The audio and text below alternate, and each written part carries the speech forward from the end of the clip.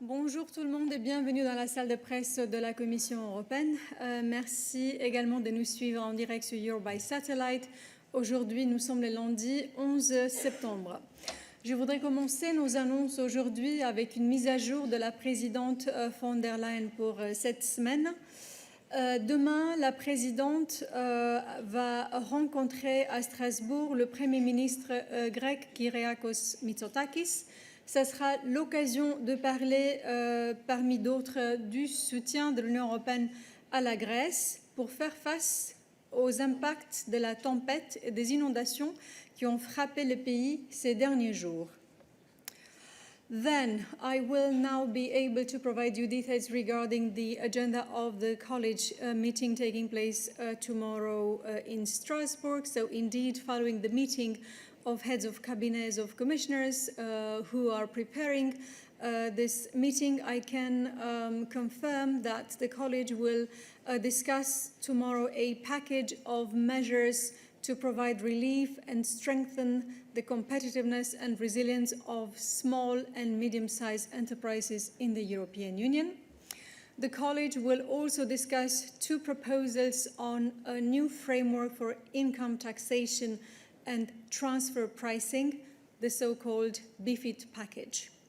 Both files will be presented to you in a joint press conference tomorrow in the Parliament's press room after the meeting of the college.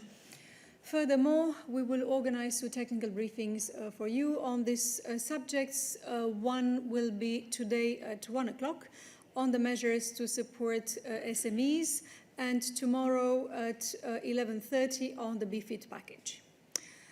That was all for the meeting of the college tomorrow, and that is all regarding my announcements for you today. I can now open the floor for any questions that you may have.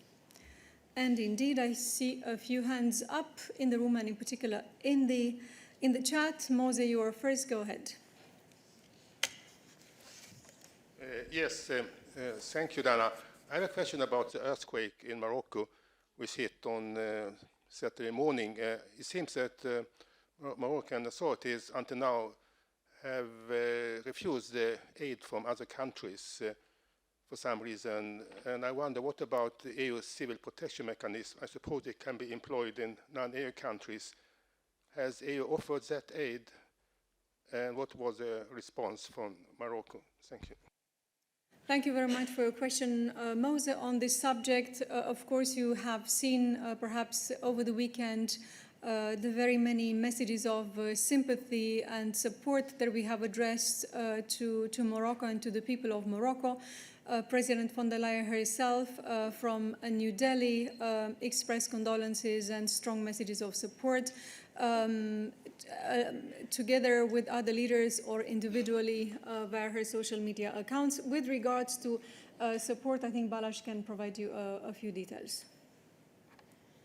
Indeed, so on the operational front, of course, we have been following very closely the fallout of this unfortunate natural disaster that hit the center of Morocco overnight on the night of 8 September.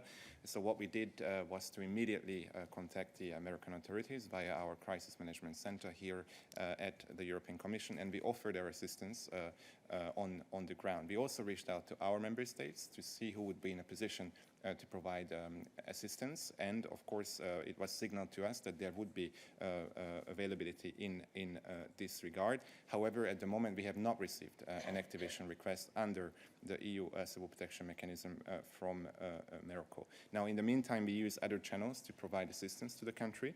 We activated our Copernicus satellite system, which has allowed us to provide high-quality satellite images to Morocco, which can help delineate the area affected by this natural disaster.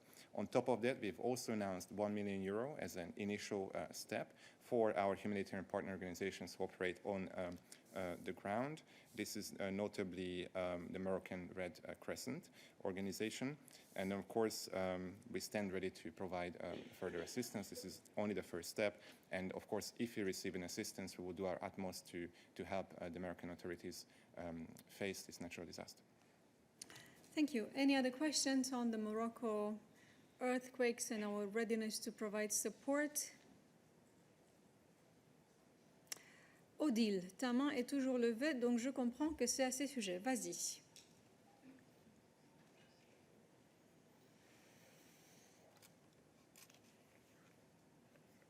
Odile, est-ce qu'on peut avoir Odile en ligne? Pardon, ça va? Maintenant, voilà, on te voit, Ok. on t'entend, vas-y. Oui. Depuis cette catastrophe, on est très attristés pour tous les Marocains et impressionnés aussi par tous les gestes de solidarité de cette population amie. Mais on sait que le tourisme est très important dans le produit international brut du Maroc. Mais on sait aussi que, en ce qui concerne les énergies renouvelables, ils sont en pointe sur le continent africain. Je me souviens qu'à la COP 25 de Marrakech, on nous avait fait visiter la grande centrale photovoltaïque de Ouarzazate. J'aimerais savoir si cette centrale a été affectée par ce horrible tremblement de terre. Merci beaucoup pour ta question, Odile. Et évidemment,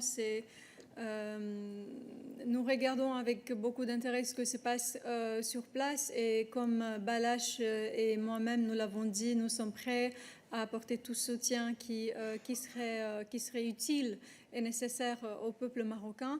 Je ne peux pas te donner ici sur le podium des détails sur la destruction qui est sur place. Donc, je comprends ton intérêt et effectivement, il est important de savoir ce qui s'est passé avec cette centrale, mais je te recommanderais de voir ça avec les autorités marocaines qui sont les seules qui sont habilitées à te donner des informations là-dessus. Voilà, je voyais la main de Maria qui était levée. Je me demande si c'est au sujet du Maroc. Non, sa main n'est plus levée. Est-ce qu'il y a d'autres questions à ce sujet pour Balach? Maria, vas-y. C'est pas au Maroc. It is not for Maroc.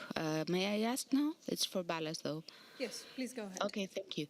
I would like to ask Balas if Greece has asked for any other help till now besides the images of Copernicus. So if there is any other claim by Greece when it comes to the mechanism. And please, could you remind us what Greece could ask to be provided? Thank you. Thank you. Yeah, my answer is similar as to the previous questions. So Greece has not requested any assistance through the EU Civil Protection Mechanism. What they have requested is satellite images, which we have provided in the context of the unfortunate series of ongoing floods. Now, what can be requested in the context of floods? A wide variety of items. They should be of humanitarian nature, going from food to sanitary items, hygiene items, shelter, tents, and the like. So there's a wide range of material that traditionally has been requested from us when a member state is facing a flood situation, and I've given you a couple of examples. But of course, it is for the Greek authorities, should they wish to activate the mechanism, to define the list of needs. Thank you. Any other questions for Balach on civil protection measures and our support? I don't see that. Any other questions for Balach on other files that he covers before we change subjects and perhaps presence on the podium? I don't see any other questions, so thank you, Balach. We can now open the floor, and David, go ahead. This is a question for Daniel. I know I sent an email last week, but I was wondering if you had a comment or an awareness of the facilitation of Russian oil imports into EU ports by EU operators. We're getting sort of data, tracking data that, for instance, Russian diesel is going into Turkey and coming out as Turkish diesel. and then deliver to EU states. And could you just give some background on, obviously this is a member state issue, ensuring compliance, but could you give background on what the European Commission actually does in terms of ensuring that compliance is fulfilled? Thanks. Dan. Yeah, thanks, David, for your question. And as you said yourself, you sent in an email, which I'm still following up with colleagues in case there is anything additional that we would like to give out. But in general, I'm afraid I'm going to disappoint you because you know that our answer is usually the same in these cases. We don't comment on specific individual cases. Of course, when it comes to the implementation of sanctions, it's for the member state authorities to do that. What do we do here in the European Commission? We ensure that sanctions are uniformly applied. We liaise very, very closely with member states to make sure that that is the case, to make sure that in the case of, say, alleged circumvention, we look into that with the member states involved. But first and foremost, it's for them to implement those sanctions, and as a result, it's not for us here now to comment on specific cases. As I said, I will look and see whether there's anything additional that we can add, and I will reply to your email that way.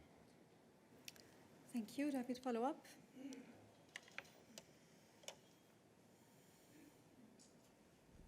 So you can't confirm or deny any allegations of circumvention in terms of oil imports into the EU? That's not something that you're aware of, or that you can't comment on it? Thanks.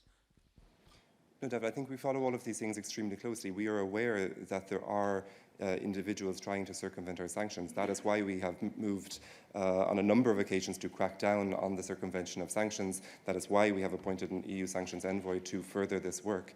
But it's not for me now to comment on specific individual cases. Once we see, of course, work in the press as well, it's very, very important to highlight these issues. Once we see those, we work very, very closely with member states to come to a solution. But it's not for me now to comment on specific cases.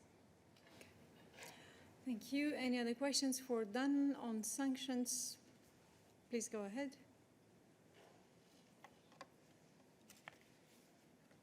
Thank you. Jarno Hartikainen, Helsingin Sanomat, Finland.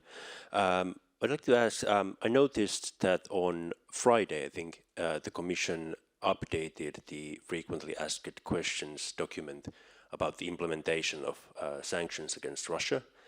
And what was new to me, I'm not fully aware if it's new actually, or it's just only new to me.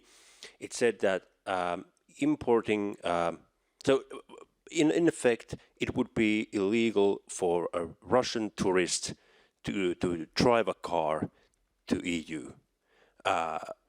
So do I understand this correctly? Could you tell me if this is a new measure that came into effect on Friday, or rather a sort of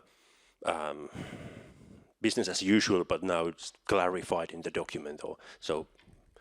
Thank you. Yeah, thanks very much for that question. Let me just start out by pointing out that the EU has adopted 11 hard-hitting packages of sanctions against Russia. The aim, of course, amongst others, is to deprive the Kremlin of the revenue that it needs to finance its war of aggression against Ukraine. As you mentioned, part of those sanctions, of course, is an import ban on a number of products. The specific case that you referred to is not new. This ban has been in place for a long time right now. And as I mentioned in my previous answer, one of our jobs here in the Commission is to ensure the sanctions are uniformly applied across the EU. So we do periodically give guidance to member states as to how sanctions should be applied. That was one of those examples where we provided clarity to the situation, but that the overall sanctions themselves have not changed. We have an import ban on a number of products. Those products are listed in our sanctions material. In the specific case of cars, yes, these are subject to an import ban and cannot come into the European Union. I think it's very important to point out, of course, that when you are looking at how these sanctions are applied, they have to be applied strictly to ensure that they aren't circumvented. And that is part of our overall guidance that we give to member states as well. Thank you very much. I see a few more hands up in the system, probably about sanctions as well. Yes, go ahead. First of all, follow up. Quick follow-up. If you could just explain. So Russian tourists are they are allowed to bring like gold jewelry or luxury items with them for their personal use, but they cannot drive their own car to EU. That would be illegal. So where does this difference come from? Thank you. Yeah, absolutely. So when you are looking at the list of products that are subject to an import ban, those products cannot come into the European Union. Cars is an example of that. Of course, now, when the customs authorities or the relevant authorities in the member states are ensuring that these sanctions are complied with, you need to take everything into account. Of course, if you are crossing the border, an individual wearing clothes, for example, that is in the list of the import ban, of course, that person is not likely going to be circumventing EU sanctions. So in that case, I think you need to take that into account. But when it comes into valuable goods, cars, for example, that is something that would need to be strictly adhered to, and that's one of the reasons why the guidance document was updated. Thank you. Any additional questions about this, Andy? Yeah, Andy Bounds, Financial Times. Daniel, can you explain why you felt it was necessary to publish this, this guidance last week? It suggests that there's some member states and companies that perhaps don't understand the rules. Thanks. Look, Andy, I think we update our guidance regularly. We've done so quite frequently over the past couple of months and year. You know, the 11 packages of sanctions are hard-hitting. They're complicated. We are regularly in contact with member states to ensure that even if there is a doubt, that we address that doubt very swiftly, and this is just part of that overall work. Thank you. I see 3 more hands up remotely. I wonder if they are about sanctions and if therefore done. If that's the case, please keep your hand up, otherwise put it down. Yes, I believe that Zoriana has a question for Dan. Go ahead. Thank you so much for giving me the floor. So I have just short follow-up on the question regarding the cars belonging to Russian nationals. So I would like to clarify whether it's up to member states to decide if they let the cars to let in the European Union territory, or, so as far as I understood, this is sort of guideline, or it's compulsory, mandatory for applying and following. Thank you. We have sanctions in place that are part of EU law. Member states are required under EU law to apply those sanctions. So it's for, in this specific case, the individual member states to implement those sanctions. What we do is we provide guidance to those member states in carrying out their responsibilities. Thank you. Now a question from Ksenia.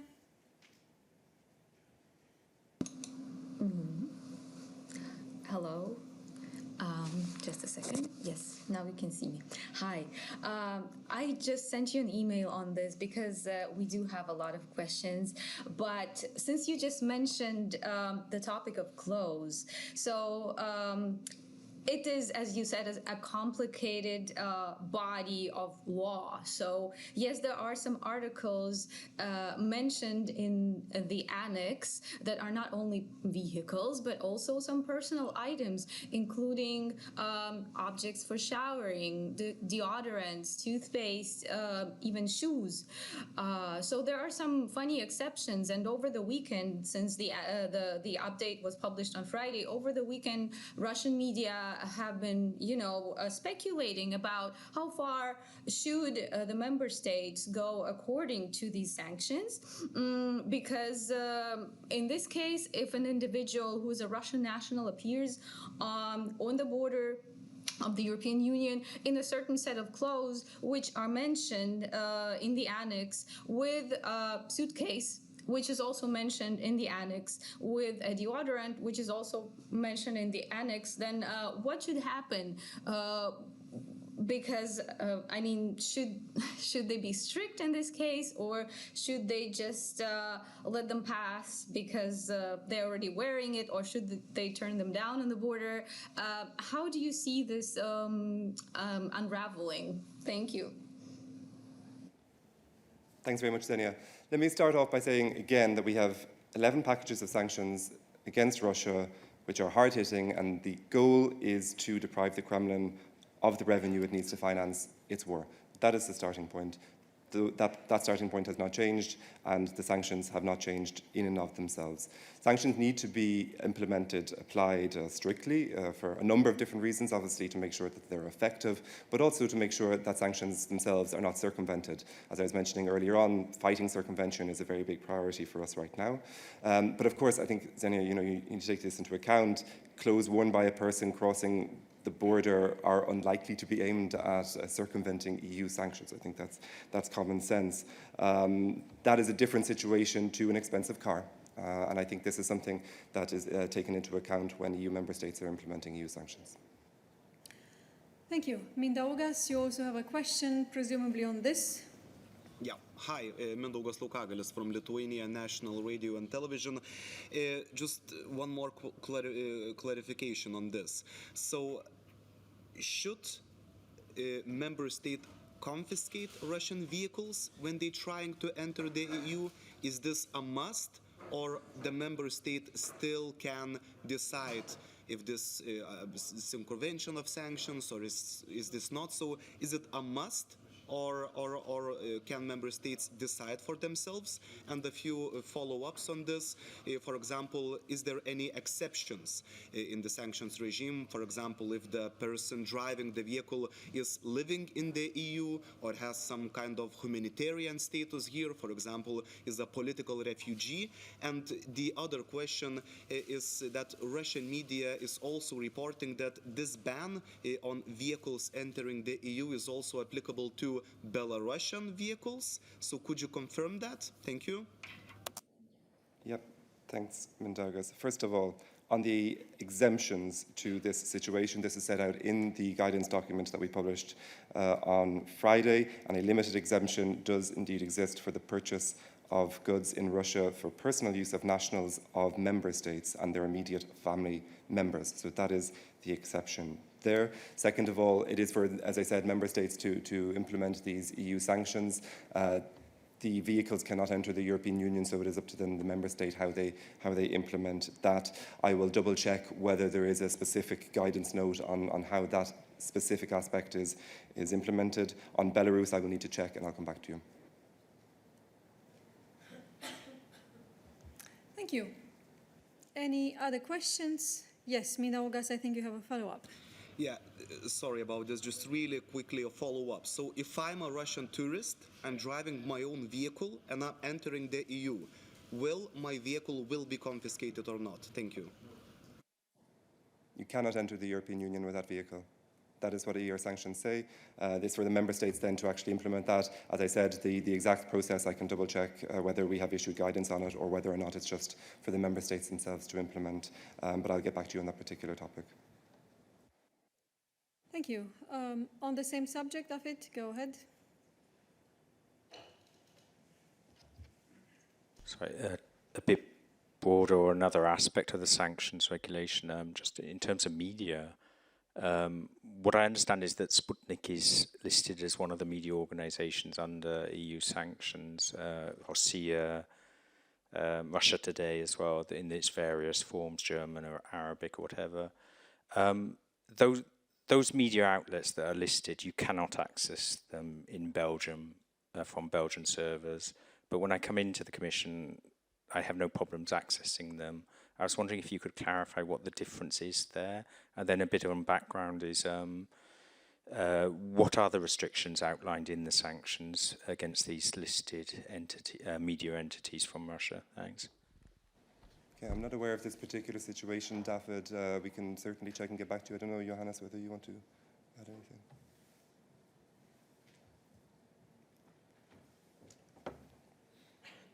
Yeah, thank you. So on your second question, what are the restrictions? The restriction is they cannot be broadcast in the European Union. They cannot be broadcast, they cannot be in any way, internet, all means of, let's say, dissemination are forbidden for these outlets. This is a ban of these outlets. Now, I mean, I have the list here. I can go through them. I can list them all for you.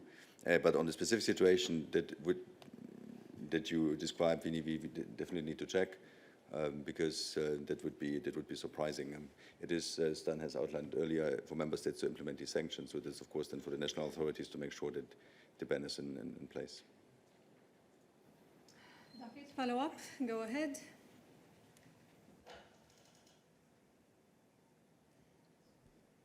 So in theory, well, in practice, within the Commission itself, I mean, I've just ticked in Sputnik Globe, that shouldn't be allowed. That's banned, yeah? I mean, internet is one of these broadcasting activities that you list, and it is a listed entity as well. Yes, as I said, all means of dissemination are banned, yeah. Good, thank you. Any other questions on sanctions? I don't see that, so we can change topics now. If anyone else has other questions, Jorge, go ahead.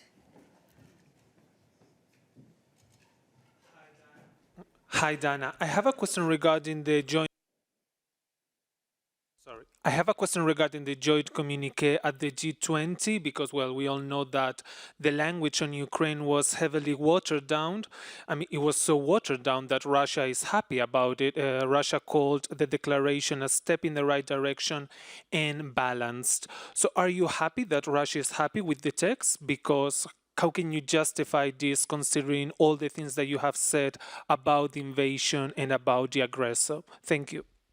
Thank you for your question, Jorge. Look, G20 is an important body gathering the world's 20 leading economies. It is an important forum where we discuss about matters that are important for the world, for the global world order, for the priorities that we have together, be it on climate change, on digital, certainly on preserving peace and bringing prosperity across the world. As you know, because you have been following this and previous G20 meetings closely, we don't always have easy discussions on all the points that are on the agenda.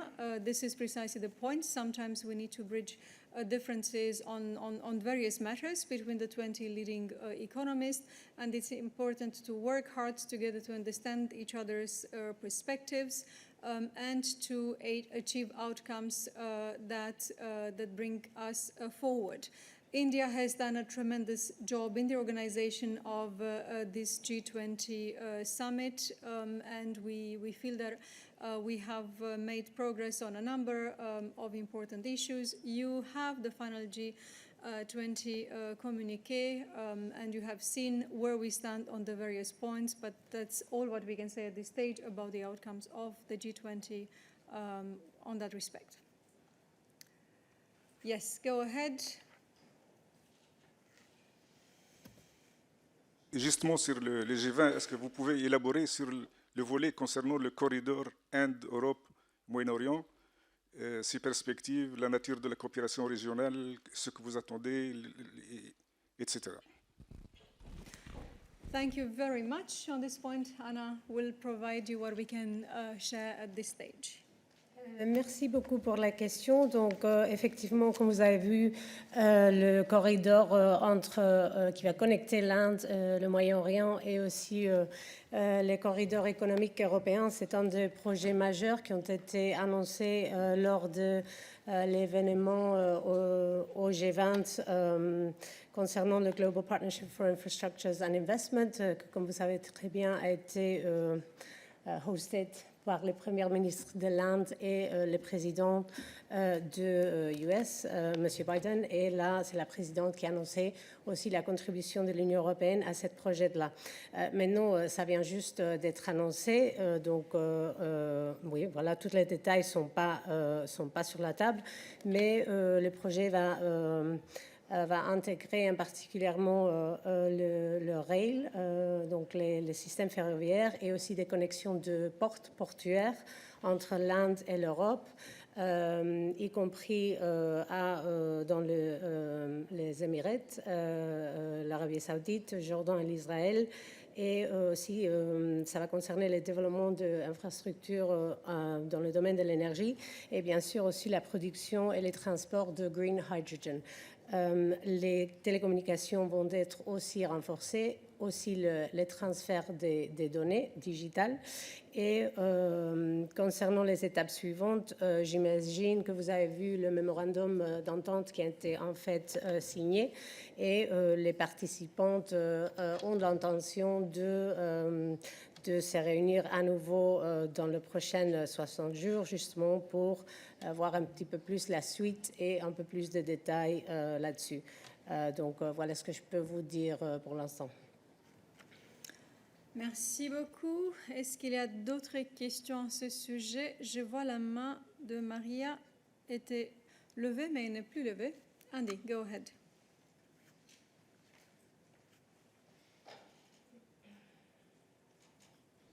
Yeah, hi Anna. Can you give us some idea of what the EU contribution will be? Will be funding infrastructure in those countries? I mean, I guess, you know, Saudi Arabia doesn't need much help, or the UAE financing railways. So which bit will the EU be doing? Thanks. As I said, the different parties will meet within the next 60 days to basically detail continued discussions as regards to participation, as regards to the follow-up. This was obviously just the first big political announcement of this historic project, and obviously we will still need to see, for further details in the future. It's a bit too soon, also when it comes to the potential investment, to say anything here. Okay. Irini, go ahead.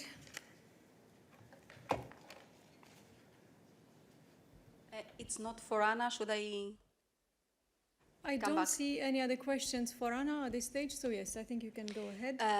May I ask again on tomorrow's meeting between Prime Minister Mitsotakis and President von der Leyen? So the President is going to discuss with the Minister on EU assistance regarding money, since Greece has not asked, as Bala said, for more assistance regarding the EU mechanism.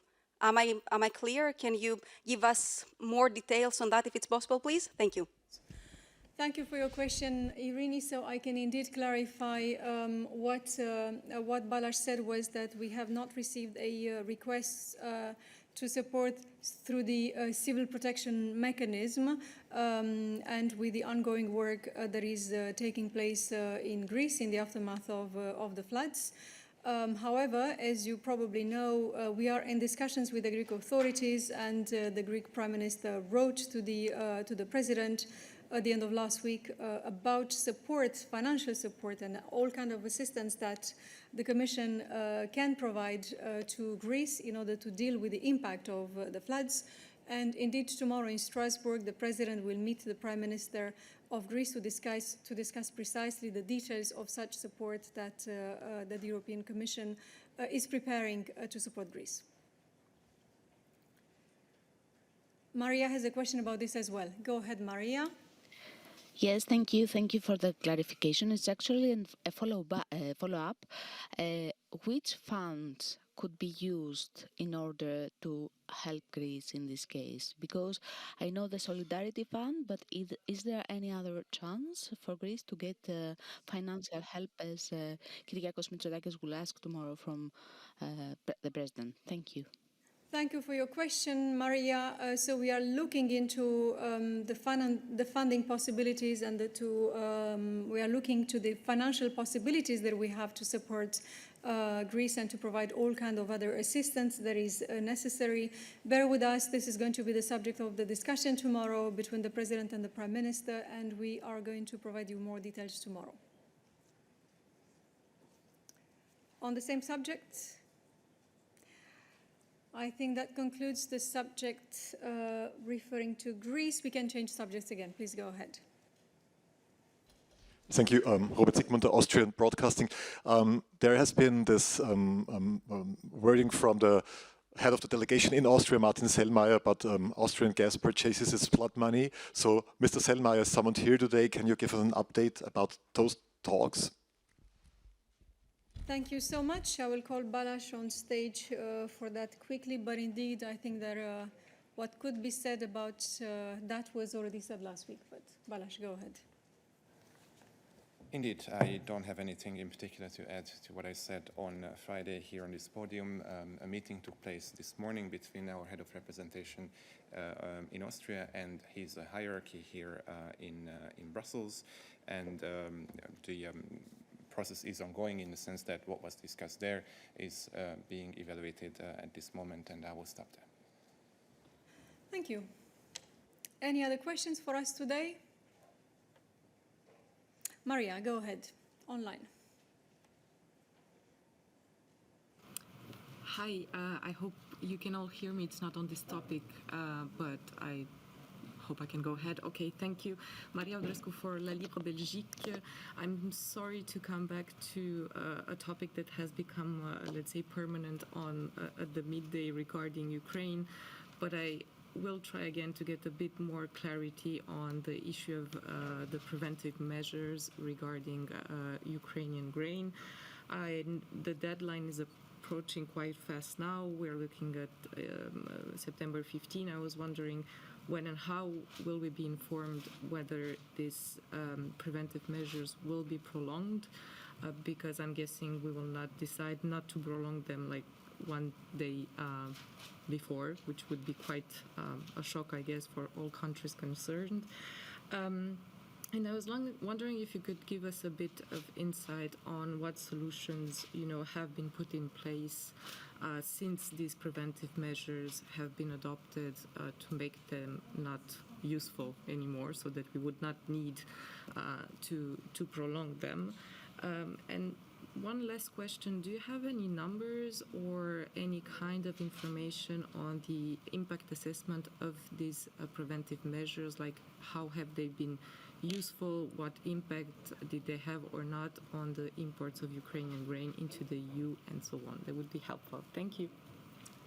Thank you. Miriam. Thank you, Maria. Many questions there. I will basically refer to what we have been saying all along.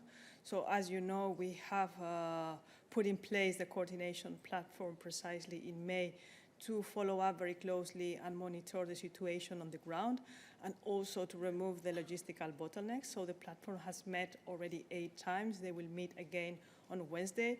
And thanks to the platform, we are finding concrete solutions, short-term actions to improve the capacity of the different solidarity lines. In particular, for example, as you know, there was a visit to the new corridor beginning of September, where we could identify what are the particular problems and what can be done to address them.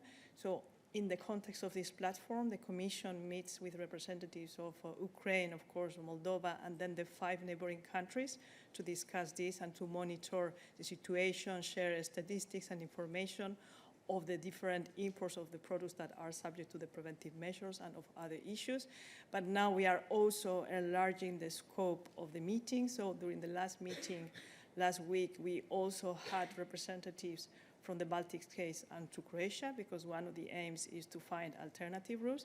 And then in the meeting that will happen on Wednesday this week, we will also enlarge to other countries that are very willing to help. But as we said last week, there was an exchange in the college on Wednesday. No decision has been taken yet. We are discussing the best solution, as we explained, to make sure that we can find something that is acceptable for everyone. And at this stage, we cannot really provide further details. Thank you, Miriam. Maria, you have a follow-up? Yes, sorry, just a quick follow-up to make sure that I understand. I mean, I was wondering whether you could give some examples of, what has been done since May, like concretely, like to remove bottlenecks, for instance, to make the flow and transit of Ukrainian grain easier through these countries to where they need to go. Because I understand we're exploring alternative routes, but like, despite this, has anything been put in place to make sure that we don't need these measures anymore? And yeah, just to remind you, if you could give us some numbers or anything on the impact of these measures. I mean, I know there is a report from the European Commission on this, which is not public. So yeah, I don't know if there's any information you can give publicly on that. Thanks.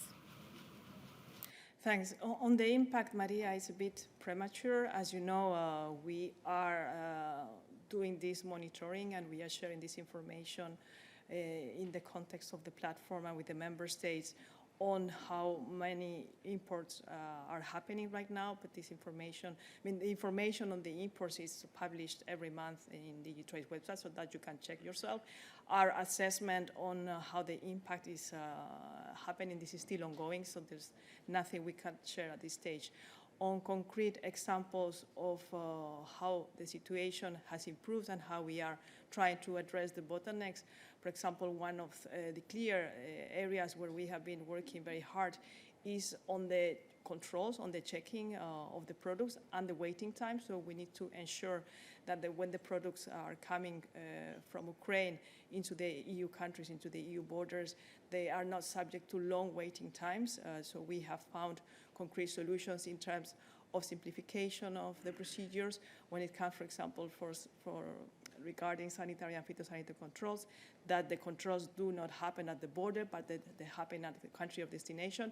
And this really helps to alleviate and to make sure that this is happening much more safely than it was at a certain point. We have also been checking how to increase the storage capacity, how to identify places where the grain could stay, because this grain, as you know, comes into the EU and is on transit. So it's not allowed to be sold in these countries, but can come to other countries. So in the time that it's been happening, it's important to have a place to storage. Then how to increase the capacity. So there are many things that have been done concretely to make sure that this is improving the functioning of the solidarity lanes. Thank you, Miriam. Any other questions on this subject? I think Maria has another follow-up. Let's take that. Sorry, it will be my last question, but you said it was a bit premature to evaluate the efficiency of these preventive measures, but they have been in place for a few months now, since May, if I'm not mistaken.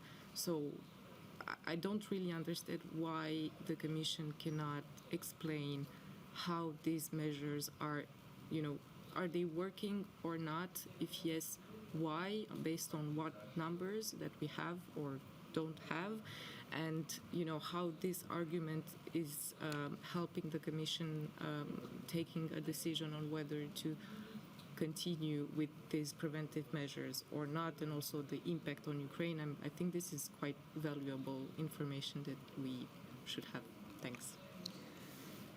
Thank you, Maria. As I explained at this stage, I have no public information to share, but I can reassure you that we are confident that all the measures we are undertaking and all our discussions in the coordination platform are leading to concrete results.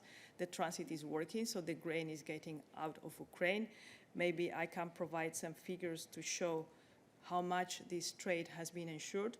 So since the solidarity lanes were put in place, and maybe at one point Adelberg wants to step in and explain, but since they were put in place last May until the end of July, which is, I understand, are the latest figures, we have exported 44 million tons of grains, oilseeds, and oilseed-related products through the solidarity lane. So that shows that there has been no interruption.